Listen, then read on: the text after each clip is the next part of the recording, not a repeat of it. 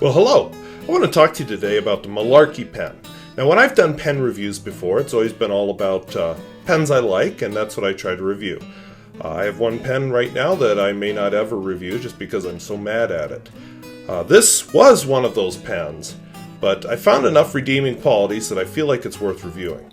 So what interests me in this pen is I've been on the search for what's a cheap pen that I can give away to people, or knock around, or experiment with. And I really don't like disposables. I like a pen I can refill. So this seemed like a natural fit.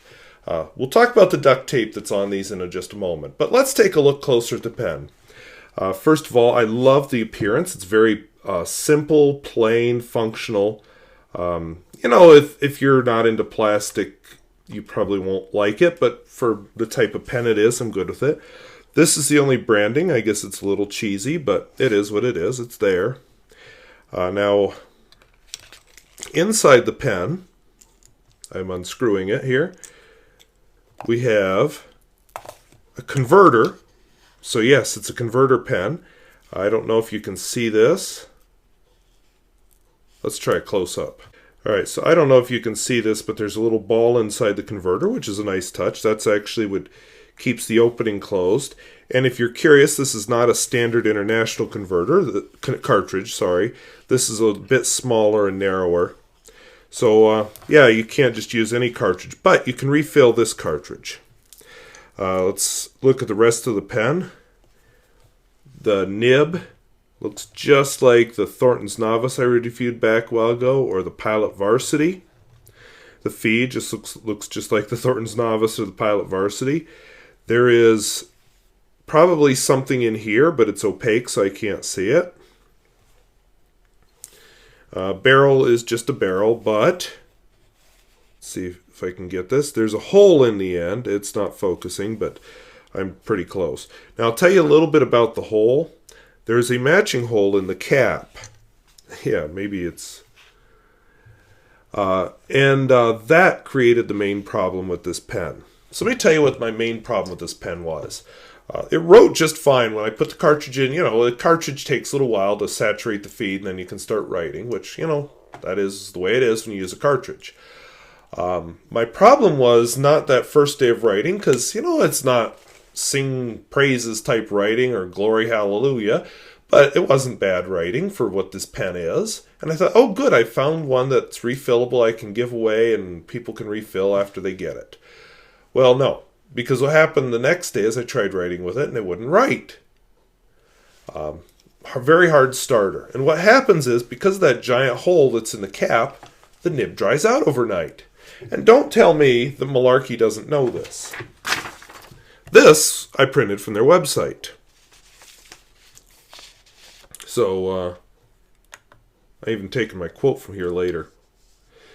So they say, yes, it's a funny name, but we mean business. And yeah, blah, blah, blah, blah, blah. They show how to insert the cartridge into the pen. They give a care guide. These pens shouldn't take much looking after. However, because of the nature of fountain pens, we thought it would be important to inform you how to care for your pens. Number 1, the only thing there.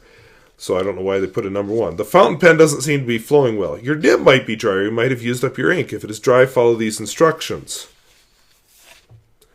Grab a bowl partially filled with room temperature water, dip the nib into the bowl, right to increase flow, wipe the nib off with a towel if it's too wet.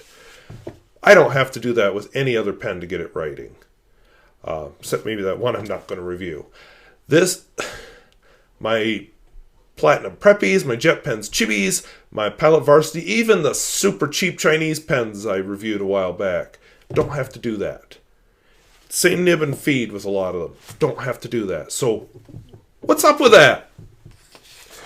So, enough on that. I do like the pen is reasonably comfortable in the hand. There's no sharp edges or anything. I even like the color black that this pen writes. It's a nice black. Don't look for a lot of line variation with this pen. I mean, there's, I suppose, a tiny bit. And this is a pen, if you really want to push it and find out, go nuts. I mean, it doesn't cost that much. Wetness and flow. As long as you have that piece of duct tape over the cap, there's no problem keeping up. And this pen is laid here for 2 days intentionally with just the duct tape to protect it. Smear test. Not maybe the wettest line, but it's a dark line and it's black. So I appreciate that it dries quickly because that's what I want in a black. Reverse writing.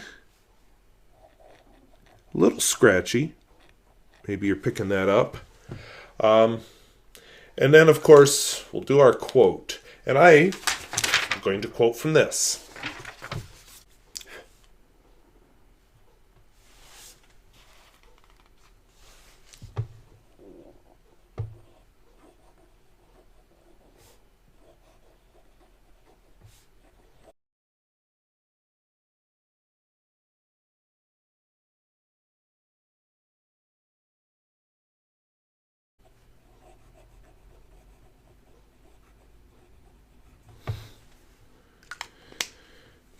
So there you go.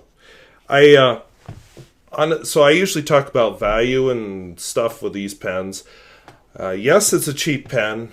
Would I buy it again? No. They need to fix that hole.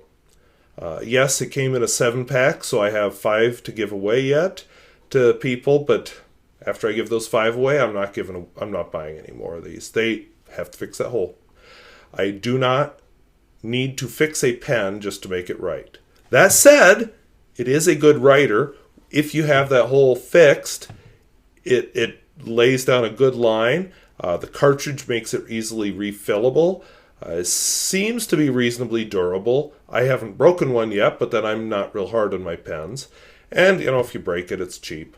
So, I would point you toward other options first for a disposable pen. But if you find these, you don't have to run away. Just know that you need to plug the hole with a piece of duct tape at the top. So I hope that was interesting. Hope it was useful. And I thank you for watching. We'll see you later. Bye-bye.